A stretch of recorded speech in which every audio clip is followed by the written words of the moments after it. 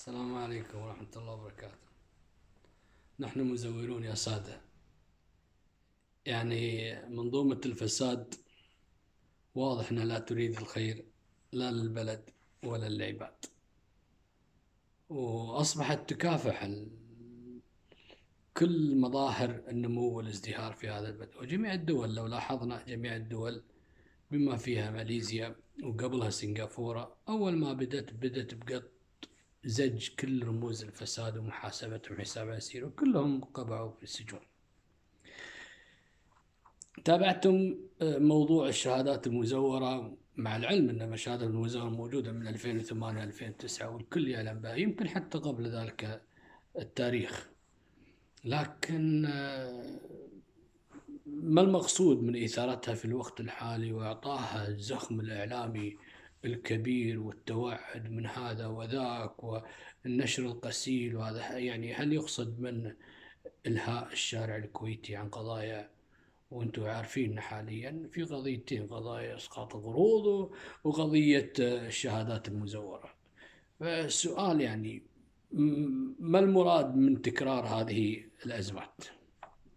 يعني خلينا ناخذ الازمات وانا كاتبها بتسلسل من الازمات. يعني عندنا ازمه الامطار، ازمه مصاريف الضياع، أزمة العقود الضخمة والعمولات المصاحبة لها، أزمة تضخم أرصدة النواب القياديين، أزمة العلاج بالخارج، أزمة التعليم، أزمة الرياضة، أزمة التجاوزات على المال العام، أزمة الخدمات الصحية والتردية، أزمة الحيازات الزراعية والحيوانية، أزمة التركيبة السكانية، أزمة الجامعة الوحيدة اللي كل يوم محترقة بسبة قطفة سيجارة، أزمة الاختناقات المرورية، أزمة سوء تنفيذ المشاريع الكبيرة، أزمة الرشوة، أزمة شراء الذمم والولاءات، أزمة الواسطة، أزمة المحسوبية، أزمة المحاصة، أزمة الحكومة الإلكترونية، أزمة البدون، وأزمة الجناس وغيرها من الأزمات. يعني أنت تصحى على أزمة وتخرج بأزمة ثانية. هذا غير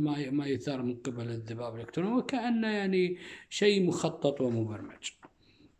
السؤال: من هو المتسبب؟ سبب قلنا أن منظومة الفساد. أعتقد أن السبب نحن، وبطريقة أخرى وجود قيادة خفية اللي هي معنية في اتخاذ القرارات، وهي لها علاقة في منظومة الفساد ولها جذورها، وقد خططت تخطيطا استراتيجيا بشكل مخيف. أنها نجحت لدرجة أنها خلاص البلد شبه يعني متهالك تعليميا صحيا خدماتيا، وقس عليها من أمور كثيرة. إذا تحكمت منظومة الفساد في مجريات الأمور فلا مجال للإصلاح إطلاقا، وهي من ولدت الأزمات. أضف إلى ذلك أن نحن نعاني في الكويت من أزمة مستشارين وقياديين دون المستوى، والأخطر من هذا وذاك أن أزمة جهل بالمعطيات اللي تعانيها منها يعني عموم المجتمع ومنظماته ومكوناته وفئاته، بما فيها منظمات ومؤسسات المجتمع المدني والنقابات والاتحادات. إذا نحن كجموع المجتمع نحن المزورون يا سادة، وليست بقضية طلبة أو اعتماد جامعة وإلقاها بثاني يوم أو قضية حسابات جانبية. لا، نحن المزورين، لأن المجتمع هو من شارك ومن أعطى مجال. أي مجتمع، أقول هذا لأن أي مجتمع شهد نمو وازدهار يعني وفق المعايير الدولية بدأت الصحوة من المجتمع، وظهرت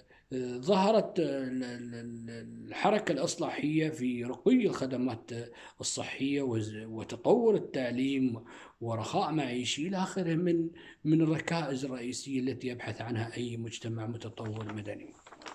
فالمكونات الاجتماعية نحن عندنا نقول مكونات مجتمعية نحن، ولا نقصد بنحن أن مجموعة معينة هي من نستأنس برأيها والآخرين لا.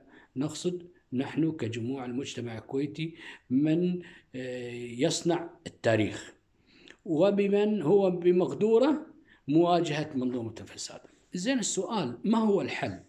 أعتقد أن الحل يأتي وفق صياغة برامج توعوية شاملة من قبل رموز المجتمع الأخيار عبر الدواوين والملتقيات الثقافية، إعادة هيكلة شاملة فيما يخص معايير واختيار الاستشاريين والقياديين، محاسبة فورية لكل فاسد سواء كان من سراق المال العام أو من يقف وراء تلك الأزمات وتكرارها من جهة المجتمع، والتي أضرت بالمجتمع وأضاعت كل أبجديات العيش الكريم المجتمع. تغيير النظام الانتخابي، وبعد أن ثبت فشل نظام الصوت الواحد الذي أرهق العلاقات الاجتماعية ومزق النسيج إلى درجة مستوى الأسرة الواحدة، أصبح الأفراد مختلفون لأنه لا يوجد لهم إلا خيار واحد من 10 أصوات، بمعنى 10% من قدرتهم في الاختيار.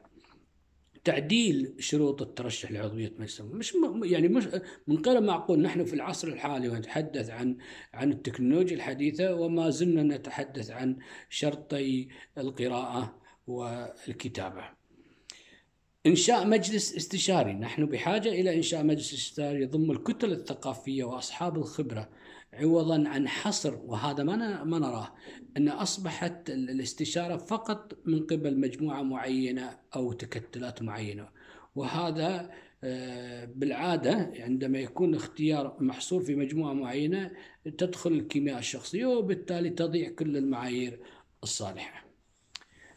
الذي يحصل ابتلاء لا شك، وقد وصل إلى مرحلة، نحن لا نقول أن لا يوجد أخيار، يوجد أخيار، يوجد قرارات صحيح، لكن أهم جوانب العيش الكريم والرخاء والازدهار نرى قد حطم يعني، والكفاءات شبه منسية إن لم تكن معدومة، والتعيينات الباراشوتية والتراشق اللي حاصل في استجوابات وغيره ومساءلات أحيانا بعيدة كل البعد عن واقع الحال. نحن نريد إعادة لكل هذه الأمور وفق التوصيات ووفق الاستئناس برأي الأخيار من المجتمع الكويتي، لأنه يوجد هناك كثير من أخواننا وأحبتنا لكن غير مقربين لأصحاب القرار، وهذا سبب تدهورنا وسبب تدني كل المؤشرات وتراجعنا يعني في قائمة المعايير التي تنشر بين فترة وأخرى وتؤكد أننا نحن في مؤخرة الركب. القصد من الكلام هذا أن يعني كل اللي ذكرناه هذا قبل قليل من أزمات تتولد، يجب أن نفهم أن هذه ليست استعباطا يعني خرجت، أكيد اللي وراها يقف مجموعة معينة وأطلقت عليها أن القيادة الخفية أو منظومة الفساد إن صح التعبير، ولا أقصد بالفساد، أقصد الفساد من الناس التي تبحث عن مصالحها، وبالتالي المصلحة الوطنية والولاء الوطني يذهب هباء منثورا. لكن الله يصلح الحال يعني تبوأ الكفاءات والأخيار المناصب القيادية التي على ضوءها إن شاء الله تصطلح الأمور، وخلاف ذلك لن يكون هناك أي حل لهذه القضايا. يعني على مر التاريخ هاتوا لنا واحد شخص يعني تم محاسبته، قس عليها قضايا كثيرة، يعني إذا كانت المصلحة الشخصية أو مصلحة مجاميع معينة يعني تتجاوز مصلحة الجموع والسواد الأعظم والحس الوطني، فلا طبنا ولا غير الشر، والله المستعان. الحمد لله على كل حال. السلام عليكم.